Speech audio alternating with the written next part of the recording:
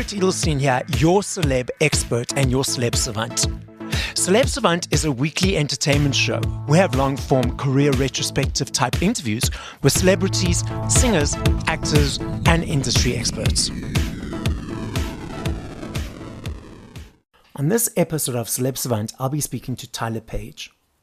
Tyler is a 19-year-old vocal powerhouse from Cape Town, South Africa, and was discovered via social media through her mesmerizing vocal and ukulele covers that led to her first signing with alt-pop record label Bad Future in mid-2020. Tyler's debut single, Don't Believe the Aliens, was released late 2020 and was selected by video game giant Fortnite for their underground car radio station. The same single was featured on Spotify's Radar Africa playlist, which features the most exciting artists on the rise from the African continent. Her second single, Kill All the Heroes, was included on internationally syndicated tastemaker import radio show Passport Approved, which airs on over 50 radio stations and 6 continents worldwide. Kill All the Heroes also reached number 2 on 5FM's indie chart. Tyler Page has received support from Record of the Day, Early Rising, Podcast, Going Solo, Conversations About Her, Biz Community, Tex and the City, and numerous other tastemakers. Up next on Celeb Savant, we've got Tyler Page. Where do we find you in the world? What's happening in your life and how are you doing? Thank you so much for having me. First of all, I'm so happy to be here with you and talking to you. Everything's going good. Everything's happening in the world. It's going really good. From the beginning of your musical journey, tell us how it started and what invigorated you to get passionate about music. Let's hear the Tyler Page story. So I've been singing since I can remember. Like there's literally family videos of me singing Barney, jumping on the trampoline, you know. Yeah, I've grown up in a very musical family. Everyone loves music. So I've always been around music, the old people music, you know.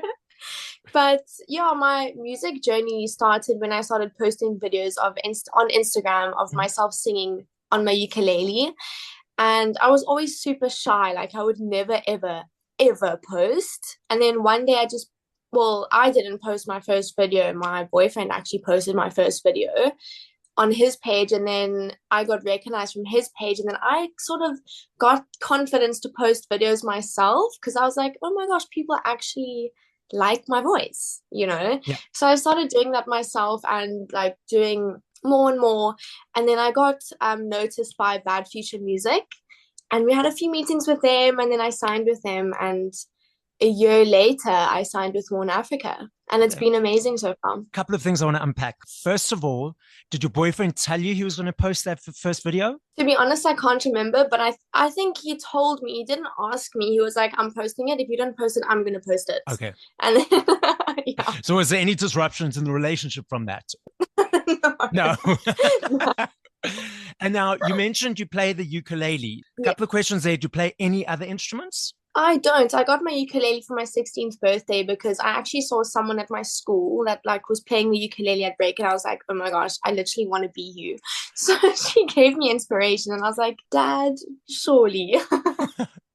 So did you teach yourself how to use it, or did you go for lessons? No, yeah. So I taught myself. I just watched tutorials on YouTube, and I learned like the simple chords, and then I started learning. The Tyler Page journey of creating a song from nothing to a 3 to 4 minute song. What is that process like for you? Is it the same every time?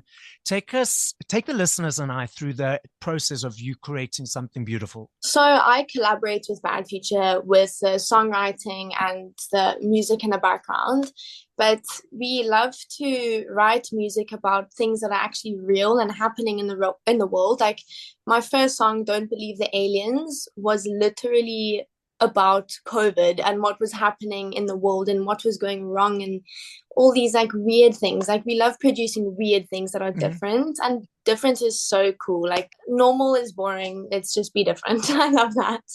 But the music process, it's a lot of hard work. Like there's been times where myself and my producer have been in studio from like 8 until 11 at night, like just going through in studio working really hard.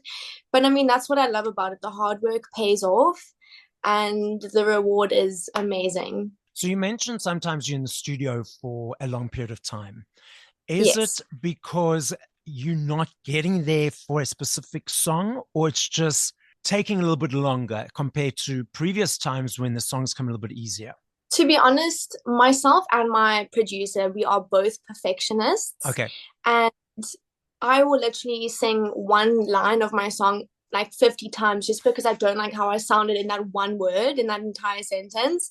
But I mean, it's a lot of fun. Like we have an amazing relationship together, the three of us. But yeah, it's so much fun. Like I never like it's tiring, but hard work pays off. Yeah. Why I was laughing is because sometimes when I do intros and stuff for the podcasts, I also Yes. is like, okay, no, I didn't like the way I said that word. I didn't like the way yes, I just start again. And I get so irritated with myself. I'm like, I give a shit. Yeah.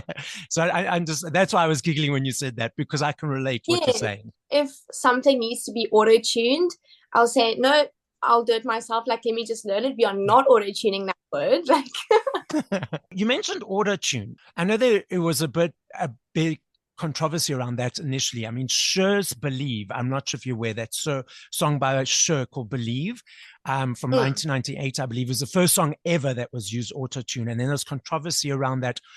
What is your feelings and perceptions around auto-tune and when it should be used and when it shouldn't be used? Well, listen, no one's perfect. Every single song in the entire world has some sort of auto-tune in it. I mean, like I said, no one's perfect. And sometimes, I mean, there was a song that I did where I was really sick and I couldn't hit a certain note, and we just had to just, pitch it up a little. But I mean, it's fine. Like, it's so normal, and it shouldn't be something that people look down upon, I mean, you can sing the song. If you can sing the song live, it's fine. Yeah. Absolutely. And that's where the test comes out, is that, cool, 100%. these guys, I'm not talking about you, I'm talking about all these guys who only use autotune, and then they get on stage. Do they actually perform? Can they perform? And if not, well then, yeah, you know exactly what I'm talking about. So you mentioned you got a whole bunch of songs or that song and a bunch of songs. Is it leading towards a full package of an album? Well, we just did release an EP, which was amazing. That was 6 songs. Yeah. But I think we're just gonna throw out a few singles until we build ourselves up into an album. I just want to release a few bangers and then, surprise everyone with a really cool album.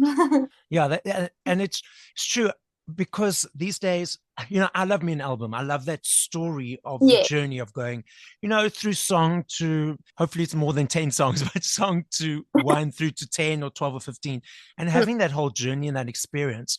But and this leads me to my next question. You quite young, but many years ago, there was like vinyl, CDs, cassettes. Those are making a comeback, because I love me a CD. I love holding the aesthetic of, that holding something. And that for me is an energy exchange to say, thank you for the hard work you've put in creating those long hours and all that kind of stuff. So what are your perceptions of the physical compared to the digital platforms and the streaming and the way people are consuming music? I mean, to be honest, the times have changed so much. I mean, my generation has really only been digital things, so I never grew up in that time of vinyls. And I mean, I had like Justin Bieber CDs when I was like 6, but super fun because I used to play them on my little radio in my room. But I mean, these years, no one listens to those things. But at the same time, it's not easy. Well, it is easier for people to listen to music because you just go on your phone and you like just press a button and you listen to a song. Yeah. But like you said, there is that feeling of going up and getting a CD and putting it in a radio player. Or it's just like that nostalgic feeling that I wish was still here, because I would love to experience that myself, and especially with my own music. But I mean, I don't know. I'm not going to complain about it. I mean, people are still listening to my music and enjoying it. And you see, the thing is that I agree. And just so you know, vinyls, cassettes, and CDs are making a comeback. In fact, last year, the first time in 21 years, there was an increase in sale of CDs. But you mentioned that easy factor. And don't you somehow feel that takes away some of the, how do I say, some of the elements of the person receiving the music actually appreciating it? Because it's like, oh, tap my phone and there's a song. Whereas before, And you guys put in a lot of hard work, the writing. No, that word's not right. No, the line's not right. The song, the instrumentation, all those type of elements. And I feel this. I feel that just that tap, oh, I don't really like this part, so I'm going to skip it. I don't know if the word cheapens is the right word, but it takes away some of that energy from what you guys are putting out there. Would you agree with what I'm saying? To be honest, I really would. Like, there's been a few times where I'm playing a song and I'm like, no, I want to get to this part of the song where I'm like, my favorite part of the song, I want to get there. So I go straight to that part. But yeah, I agree with you. It does take away from that feeling, that energy of the song. But like I said, I never experienced that stuff. Yes. So I can't really understand as well as you can. Yes. Which because I want to, like I love the idea of putting a vinyl on a record player and playing a song like full, know. I want to do that. I literally asked my dad if we can get one the other day. Well, there we go. Yeah. You've obviously created a few music videos. Do you enjoy that process? Do you have any input and say of how the music videos turn out? Your perception of the music video world? So I love making music videos. To be honest, I'm a completely different person behind any camera. Like I'm normally like this giggly, soft little girl. And then I'm behind the camera. I'm like, I've got attitude, Okay. But my first music video that I did for Don't Believe the Aliens, I shot on my phone in this room. Okay. Because it was COVID and like it was so silly because you could see my door, you could see my mirror, you could see my bed, you could see everything.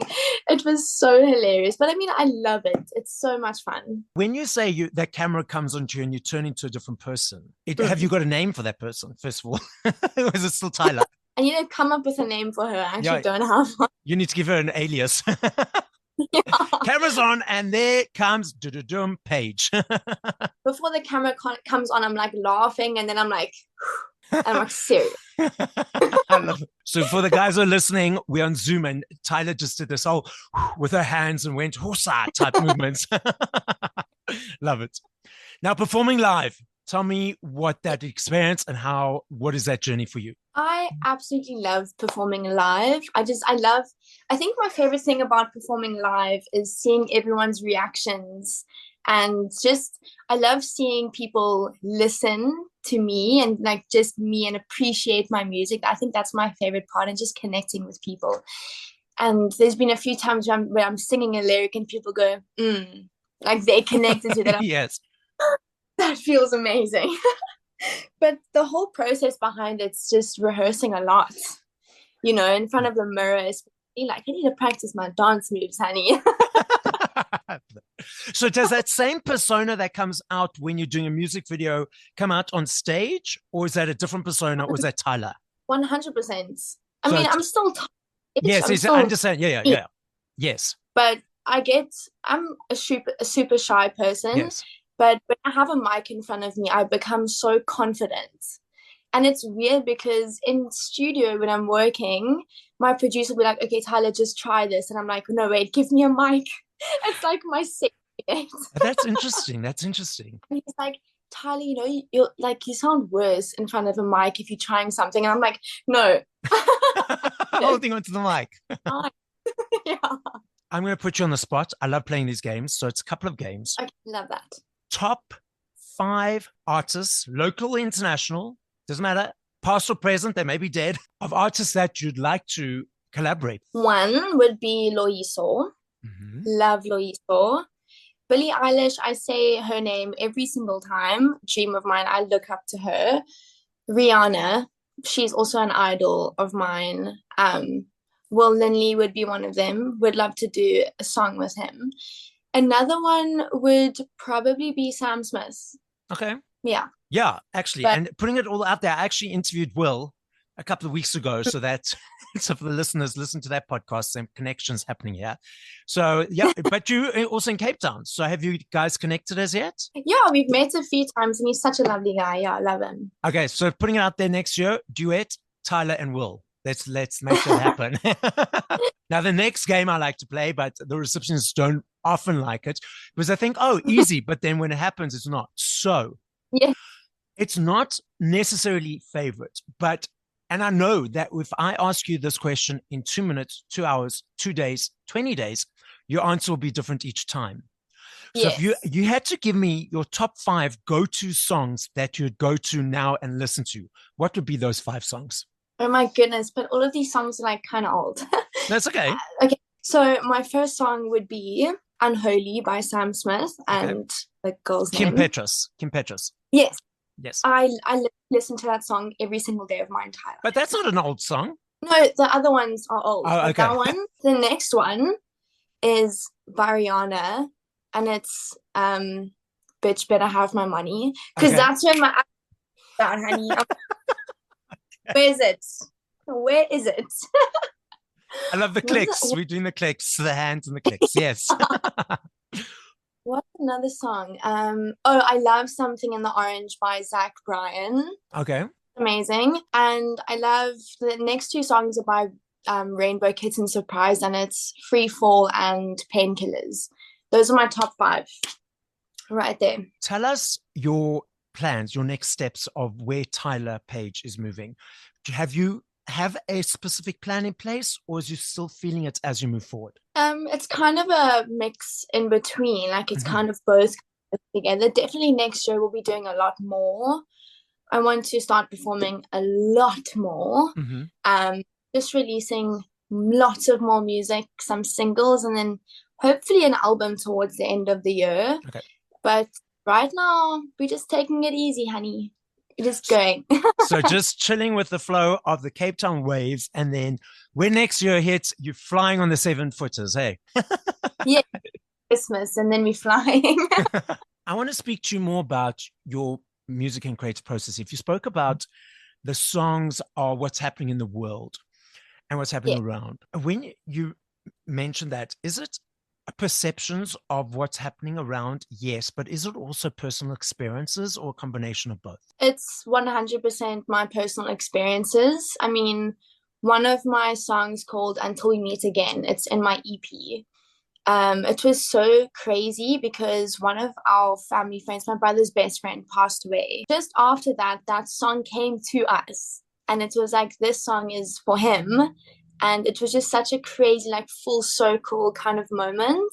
So it's definitely personal experiences. Like, everyone experiences heartbreak and like all these things, but these songs all come from me and my experiences. And a lot of people experience the same things that I'm experiencing, like, especially in my generation. Like, heartbreak's a huge thing. Mental health is a huge thing.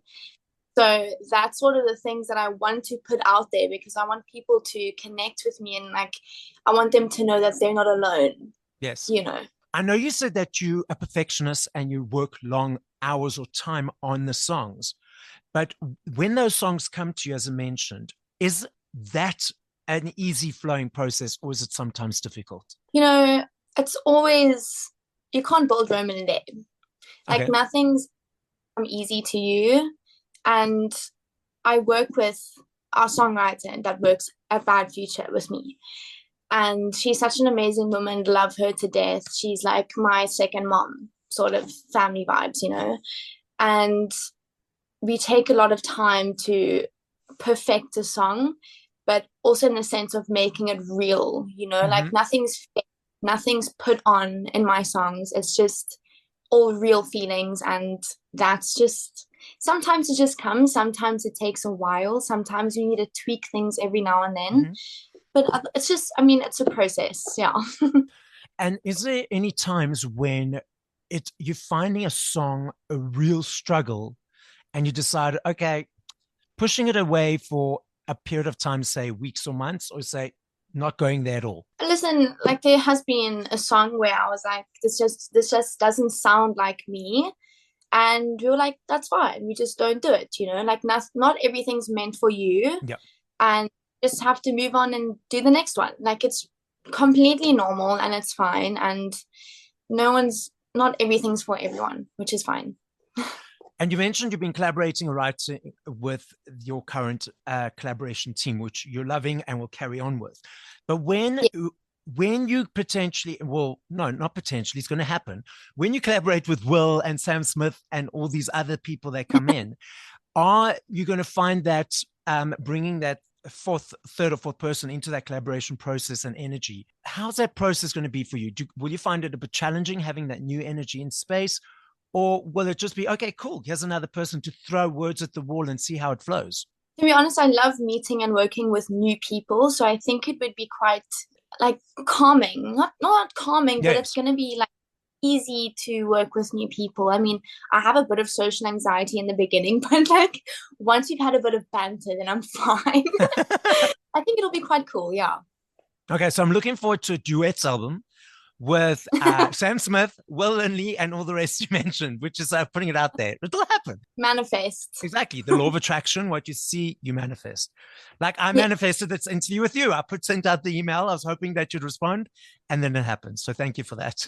Tyler, the podcast is listened to throughout the world. In fact, my main listening audience is UK, USA, Australia. South Africa's fourth at the moment. So as a final message to the listening audience, what would you like to say? I would just like to say I love everyone that listens to my music. And if you haven't listened to my music, have a listen and I will love you. And But if you haven't listened, why not? Yeah, carry on.